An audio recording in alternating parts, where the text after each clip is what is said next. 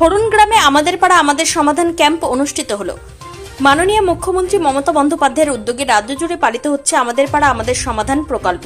সেই অনুযায়ী আজ সোমবার বীরভূম জেলার রামপুরহাট 1 নম্বর ব্লকের অন্তর্গত খরুন গ্রাম পঞ্চায়েতের খরুন গ্রামের খরুন প্রাথমিক বিদ্যালয়ে অনুষ্ঠিত হলো এই বিশেষ ক্যাম্প।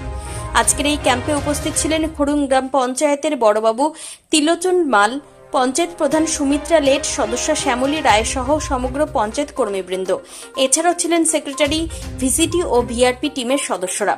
দুপুরে ক্যাম্পটি পরিদর্শন করেন রামপুরহাট 1 নম্বর ব্লকের বিডিও অঙ্কুর মিত্র। তার সঙ্গে ছিলেন বনাহাট অঞ্চলের প্রধান জহরুল ইসলাম, খরুন গ্রাম পঞ্চায়েতের অঞ্চল সভাপতি মহাদেব সাহা এবং অঞ্চল কমিটির ভাইস প্রেসিডেন্ট কালী সাধন কর্মকার।